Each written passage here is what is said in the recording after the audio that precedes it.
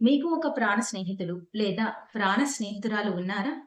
మీ మనసులో ఏమున్నా అన్నీ వాళ్ళతో షేర్ చేసుకుంటున్నారా? అయితే ఈ ఒక్క మాట వినండి. అతి సర్వత్రా వజ్రమేమి. అంటే ఏది కూడా అతిగా ఉండకూడదు. అది నమ్మకమైనా సరే.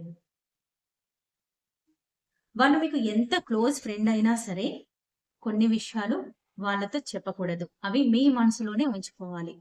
అవి మీ భవిష్యత్తుకి, ఇంకా ఆ స్నేహానికి చాలా మంచిది.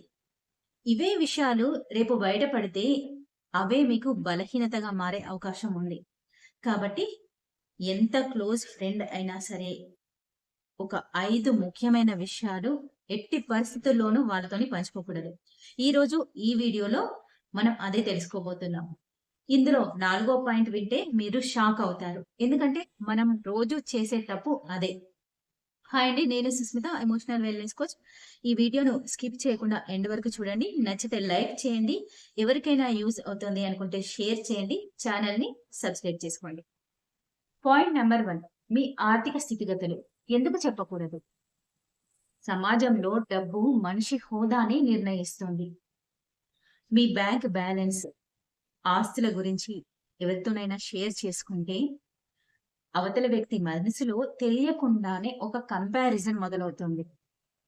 ఒకవేళ మీ దగ్గర డబ్బు ఎక్కువగా ఉంటే ఎదుటి వ్యక్తి మీ దగ్గర డబ్బు ఆశించవచ్చు. మీరు ఇవ్వలేని పరిస్థితుల్లో ఉంటే మీ స్నేహంలో చీలిక వస్తుంది. ఒకవేళ మీ దగ్గర డబ్బు తక్కువగా ఉంటే ఏదైనా ఒక ప్లాన్ చేసినప్పుడు వాడి దగ్గర డబ్బు లేదులే, వాడు మనతో ఏమొస్తాడు అని చులకనగా చూసే ప్రమాదం ఉంది. సో, నేను మేనేజ్ చేసుకోగలను అని మాత్రమే చెప్పండి.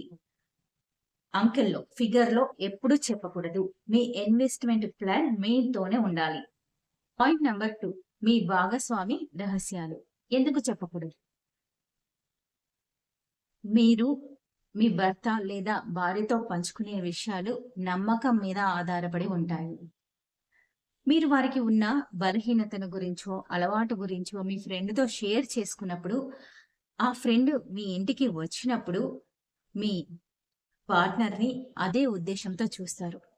అది మీ పార్ట్నర్‌కి గౌరవహీనత. అంతేకాకుండా మీ బంధానికి ముప్పు కూడా కావచ్చు. అంతేకాకుండా మీరు మీ ఫ్రెండ్‌తో గొడవ పడినా మళ్ళీ కలిసిపోతారు. కానీ మీ పార్ట్నర్ గురించి మీరు చెప్పిన నెగెటివ్ విషయాలు మీ ఫ్రెండ్ మైండ్‌లో అలాగే ఉండిపోతాయి. సో, మీ ఇంటి విషయాలను, మీ పార్ట్నర్ బలహీనతలను మీ బెడ్‌రూమ్ దాటి బయటకు రానివ్వకండి. పాయింట్ నంబర్ 3, మీ గతంలోని తప్పులు మరియు బలహీనతలు ఎట్టి పరిస్థితుల్లో కూడా షేర్ చేసుకోకూడదు. ఎందుకు? మనలో ప్రతి ఒక్కరికి గతం ఉంటుంది. గతంలో కొన్ని తప్పులు చేసే అవకాశం కూడా ఉంది.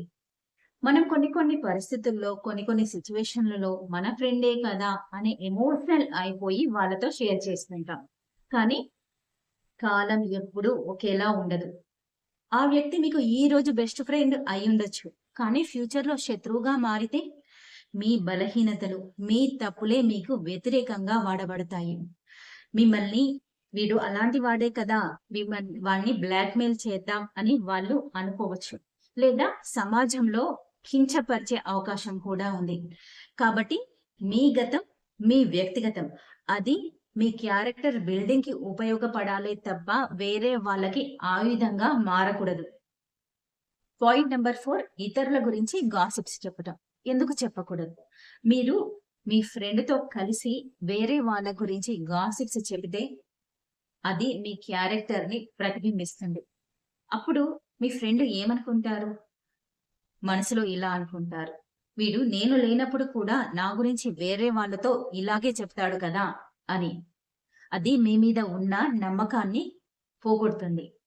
నెక్స్ట్, ఈ మాటలు చేరకూడని వ్యక్తుల వద్దకి చేరితే పెద్ద గొడవలు జరిగే ప్రమాదం ఉంది. కాబట్టి ఏదైనా చెప్పాలి అనుకుంటే డైరెక్ట్ ఫేస్ టు ఫేస్ వాళ్ళతోనే చెప్పండి. వెనక మాట్లాడటం తగ్గించుకోండి. ముఖ్యంగా బెస్ట్ ఫ్రెండ్స్ దగ్గర అస్సలు ఇలాంటి షేర్ చేసుకోకండి. పాయింట్ నంబర్ 5, మీ భవిష్యత్తు లక్ష్యాలు ఎందుకు చెప్పకూడదు? ఇది సైంటిఫిక్‌గా నిరూపించబడిన విషయం.